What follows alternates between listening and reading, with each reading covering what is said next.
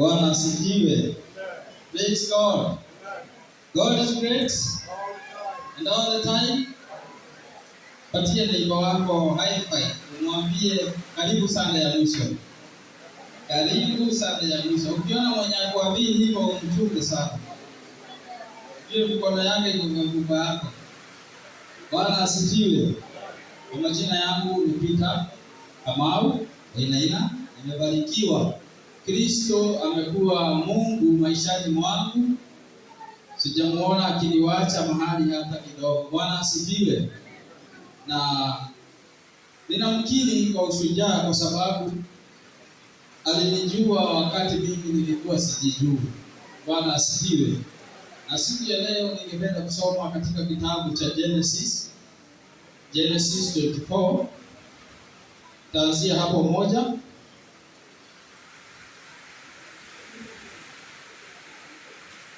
Kitabu ni cha Mwanzo. Nitasoma, ni hadithi refu na ningependa tuende kwa pamoja ili tuweze kuelewa. Genesis 24 nianze moja kuendelea mpaka 23. Ni hadithi refu. Basi Ibrahimu alikuwa mzee mwenye miaka mingi, na Bwana alikuwa amembariki Ibrahimu katika vitu vyote. Ibrahimu akamwambia mtumishi wake, mzee wa nyumba yake aliyetawala vitu vyake vyote, tafadhali utie mkono wako chini ya paja langu, nami nitakuapisha kwa Bwana Mungu wa mbingu na Mungu wa nchi, kwamba utatwalia mwanangu mke katika binti za Wakanaani ambao nakaa kati yao, bali enenda hata nchi yangu na kwa jamaa zangu ukamtwalie mwanangu Isaka mke. Yule mtumishi akamwambia, labda yule mwanamke hatakubali kufuatana nami mpaka nchi hii. Je, nimrudishe mwanao mpaka nchi hii uliotoka? Ibrahimu akamwambia, jihadhari usimrudishe mwanangu huko. Bwana Mungu wa mbingu aliyenitoa katika nyumba ya babangu na kusema nami katika nchi niliyozaliwa, aliniapia akisema, nitawapa uzao wako nchi hii. Yeye atampeleka malaika wake mbele yako, nawe utamtwalia mwanangu mke tokea huko. Na yule mwanamke asipokubali kufuatana nawe, basi utafunguliwa kiapo changu, lakini usimrudishe mwanangu huko. Yule mtumishi akaweka mkono wake chini ya paja la Ibrahimu bwana wake, akamwapia katika neno hili. Kisha huyo mtumishi akatwaa ngamia 10 katika ngamia za bwana wake, akaenda zake, maana mali yote ya bwana wake ilikuwa mkononi mwake. Akaondoka akajaza mpaka Mesopotamia, mpaka mji wa Nahori. Akawapigisha magoti ngamia nje ya mji karibu na kisima cha maji wakati wa jioni, wakati ambapo wanawake wanakwenda kuteka maji. 12. Naye akasema, Bwana Mungu wa bwana wangu Ibrahimu, nakuomba mambo yangu uyajalie yawe heri leo. Ukamfadhili bwana wangu Ibrahimu. Tazama, nimesimama karibu na kisima cha maji, na binti za watu wa mjini wanatoka kuteka maji.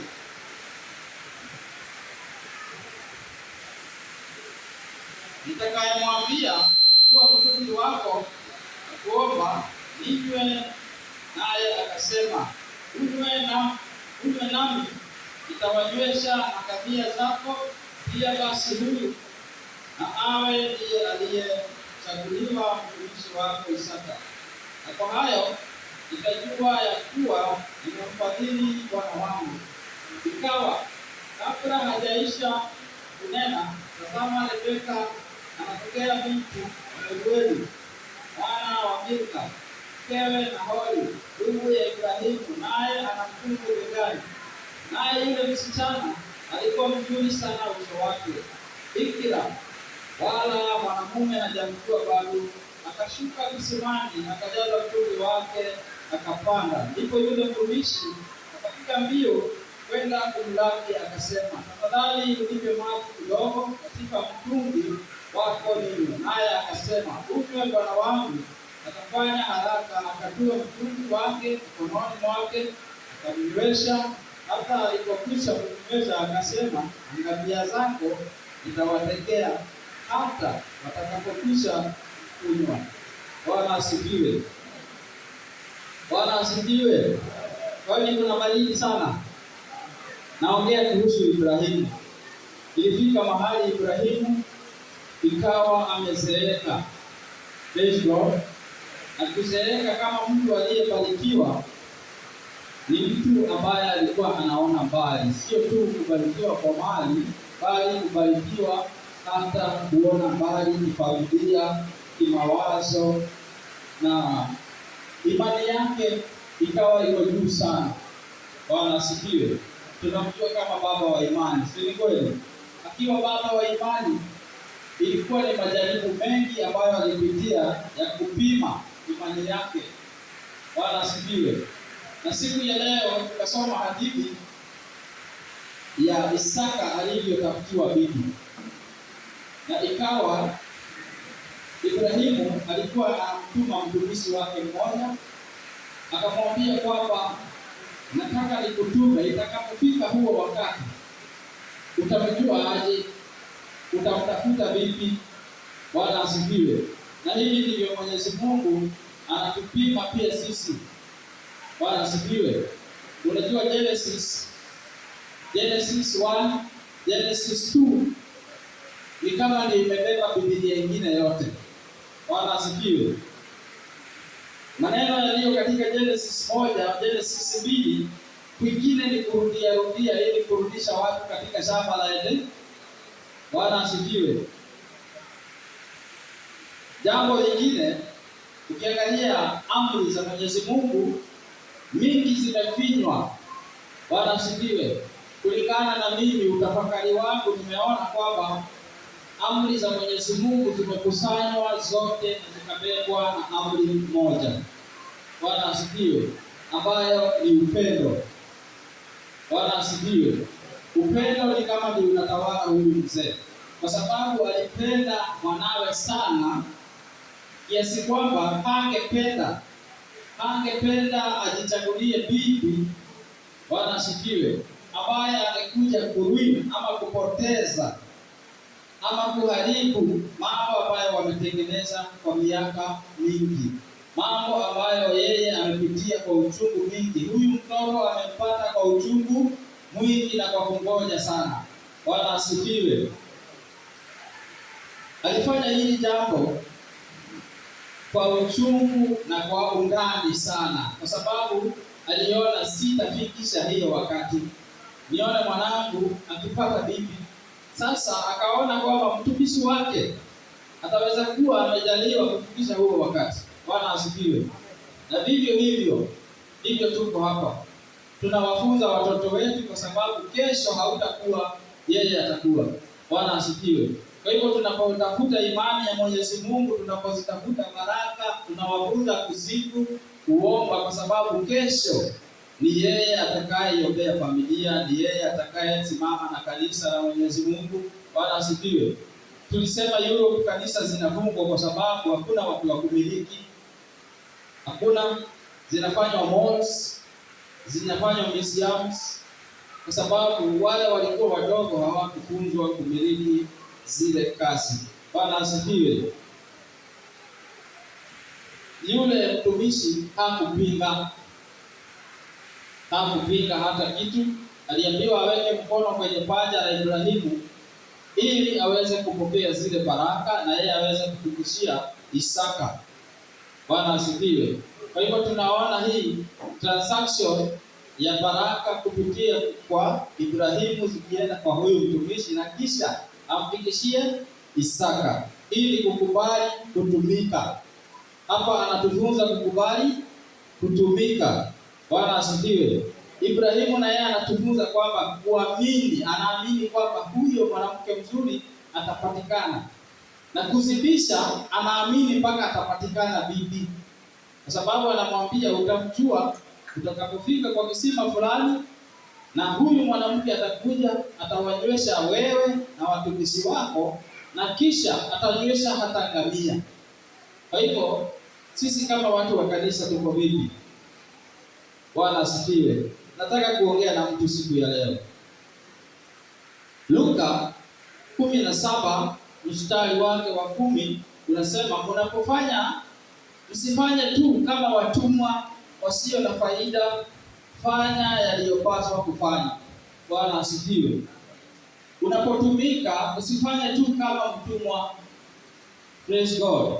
Na nikasema hapa siku nyingine wakati tunakuja hapa kanisani, tuwe tuna serve like sons. Praise God. Tusiwe tunatumika kama watumwa tu, utumike kama mwana, kwa sababu unapotumika kwenu, tuseme kama mimi ninapotumika kwetu, sana sana sihitaji mshahara, kwa sababu ninajua pale ni nyumba. Bwana asifiwe. Kwa hivyo unapotumika hapa, usiwe unatarajia mambo ambayo ni ya faida, ama tuseme kama mshahara hivi. Unatumika kama hapa ni kwenu. Praise God. Yule mtumishi anatumika ni kama yule ni mamake, ili amfikishie mwanawe baraka zake. 1 Peter 4:8 ukisoma mpaka 11 tunasema mpendane, kwa sababu Ibrahimu anafanya hivi kwa upendo. Angekuwa hapendi huyu mtoto, hii jambo halingemsukuma hivi. Ukaribishane, unapoongea ongea kama unatumiwa na Mungu. Ukihudumu kwa nguvu ulizojaliwa na Mungu, ili Mungu atukuzwe. Bwana asifiwe. Imani ya Ibrahimu inaonekana kuwa kubwa kwa mambo mengi, kwa sababu yeye alivyosema ama alivyotabiri ndivyo ilivyofanyika. Walienda kwa kile kisima na kukaja Rebeka ambaye aliwanywesha wale watumishi na akanywesha mpaka ngamia. Bwana asifiwe. Ikaonekana kujitolea mkubwa, na pia ikaonekana yule msichana alikuwa na uaminifu. Bwana asifiwe. Ni wakati hapa wetu ambao sio waaminifu kwa kazi ya Mungu. Bwana asifiwe. Tunahitaji kuwe na uaminifu. Hiyo ni kitu ambacho tunasoma kwenye hii dini, kwa sababu kunywesha mpaka ngamia haikuwa ni ya watu wote. Bwana asifiwe. Ni watu wangapi hata hapa kanisani ambao anataka kubagua? Bwana asifiwe. Anataka kumtreat huyu vizuri, huyu vibaya, huyu vizuri, huyu vibaya. Bwana asifiwe. Anapowanywesha ngamia, tunasoma kwamba ni vizuri kuwatumikia watu wote at the same level. Bwana asifiwe. Kuondoa ubaguzi. Na huyu msichana baraka yake inatoka hapo, kwa sababu amepata mume na amejulikana kwa sifa nzuri kwa siku ya kwanza. Bwana asifiwe. Na hapo tunaona katika 1 Peter ukisoma 5 nianzie 2 inasema, ichungeni kundi la Mungu lililo kwenu na kusimamia, si kwa kulazimishwa. Bwana asifiwe. Bali kwa hiari, kama Mungu atakavyo, si kwa kutaka fedha na aibu, bali kwa moyo. Bwana asifiwe. Ukifanya jambo kwa moyo, huwa linapendeza wengi. Ukifanya jambo kwa moyo, huwa unakuza wengi. Na kuondoa ubaguzi ni jambo kubwa sana, kwa sababu hujui utabariki nani. Ukisema hapa another day, mchungaji mkubwa wa pale Marekani ambaye ni Bill Graham aliguswa na moyo wa Asha. Asha ndiye alimkaribisha kanisani. Asha ndiye alimuonyesha keti hapa, na kwa sababu wao walikuwa hawaamini Mungu, yeye akawa wa kwanza katika nyumba yao kumwamini Mwenyezi Mungu. Kwa hiyo hakuna mtu ambaye hahubiri kwa ile part hapo. Tumeongeleshwa hapa tukaambiwa kwamba ushuhuda pia ni key. Bwana asifiwe. Unaweza ukamhubiria mtu kupitia ushuhuda. Tumeona siku ya leo mtu akisema Mungu amemponya, amemtoa mbali. Alikuwa hajui kama akapata operation ama hatapata, lakini Mungu amepitia kwa njia hiyo na ameniguza mimi kupitia ushuhuda. Bwana asifiwe. Mwenyezi Mungu ni mkuu na huwa anatupenda sisi wote. Yeye ni kimbilio. Mwenyezi Mungu yeye ni kimbilio, na tunaona hivyo katika Psalms 91 tukisoma pale inasema, kwa manyoya yake atakufunika, chini ya bawa zake utapata kimbilio, uaminifu wake ni ngao na kigao. Bwana asifiwe. Ate wene mwegitio na igai, ngao na kigao, mwegitio na igai yaku. Bwana asifiwe. Mambo ni mengi ambayo wanadamu huwa wanatarajia kutoka kwa Mungu. Basi ningependa kusema siku ya leo, imani ni kitu kikubwa sana ambacho Ibrahimu ananifunza katika hii hadithi. Ninasema nini? Yeye alizoesha maisha yake kuwa na imani kwa sababu ndiyo Mungu alimpima nayo. Ama speaking to somebody, ambia wenzako imani. Imani ni kitu ambayo Ibrahimu alitestiwa na Mungu nayo kwa siku nyingi, kwa mambo mengi.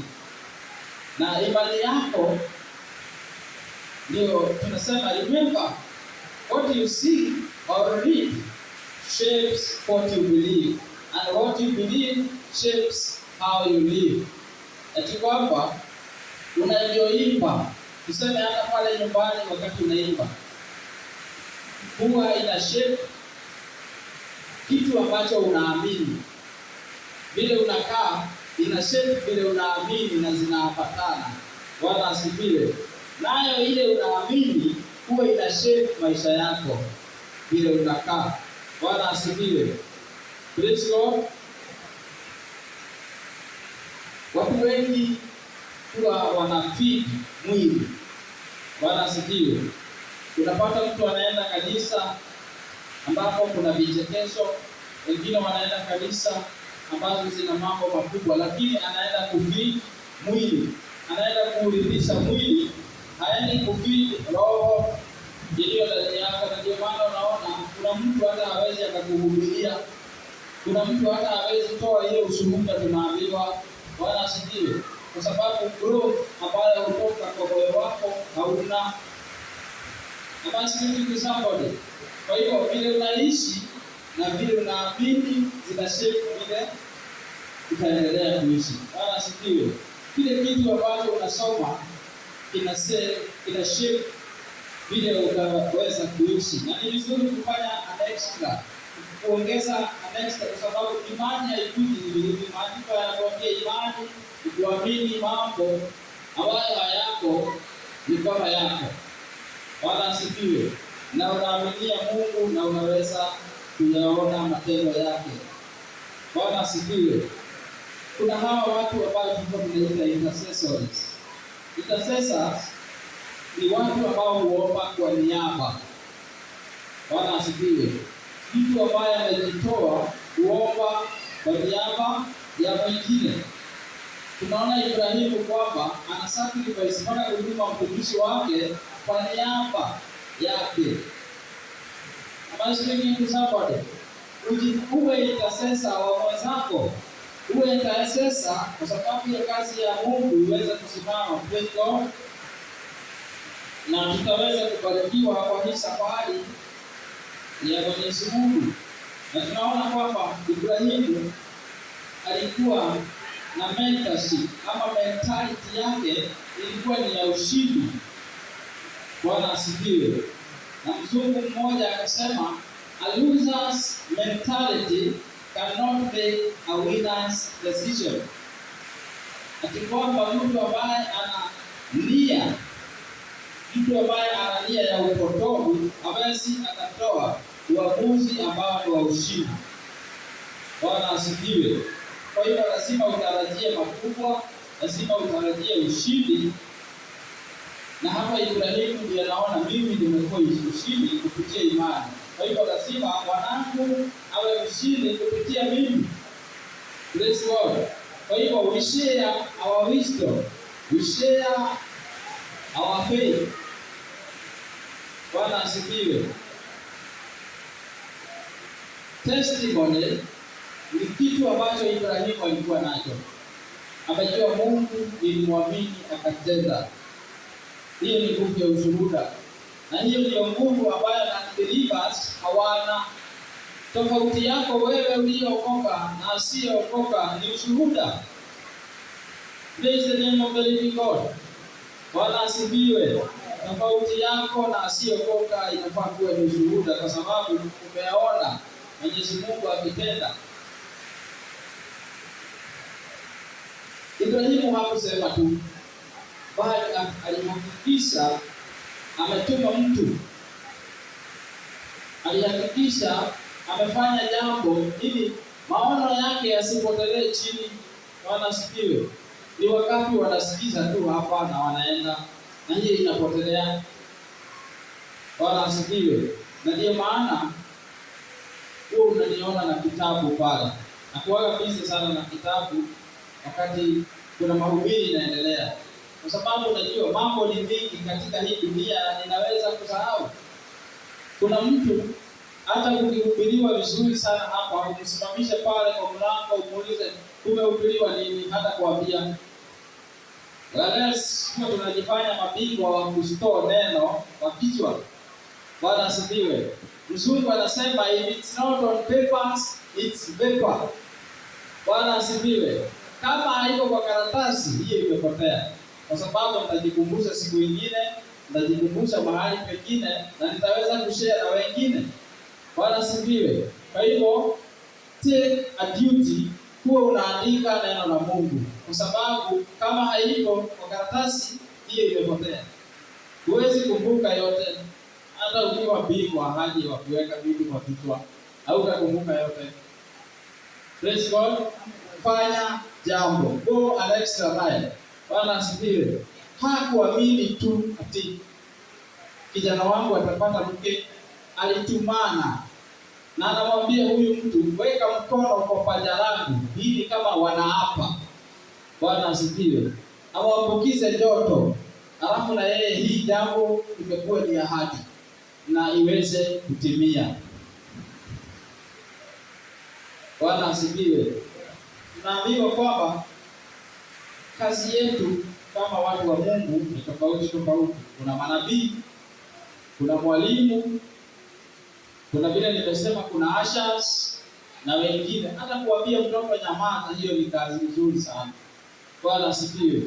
Uko katika huduma na unafaa kusawa kama jinsi Mungu amekuwezesha. Praise God. Kuna mtu kipaji chake hata nikukuja kuonya mwenzake, umwambie na hivyo unaelekea kujaenda mahali pazuri. Iko katika Ezekiel 3 soma 18 inasema, usipomuonya mtu awache uovu wake, afe na uovu wake, damu yake iko mikononi mwako. Bwana asifiwe. Lakini ukimuonya na asiwache, atakufa katika uovu wake. Jina la Bwana lihimidiwe. Bwana asifiwe. Kwa hivyo hata kumuonya mtu ni kazi, na utakuwa umefanya kazi nzuri ya Mungu. Bwana asifiwe. Kwa hivyo tujitolee katika njia zote, tuifanye kazi ya Mungu, tufanye katika njia zote, kuonyesha watu kwamba imani yetu si imani bure tu, ni imani ambayo inaweza. Bwana asifiwe. Tuwe kama vile my brother alisema hapa asubuhi, tuwe kama chumvi, tuwe kama mwangaza ambao unaonekana na kila mtu, tuwe mfano mwema. Praise God. Mbarikiwe sana na Mwenyezi Mungu.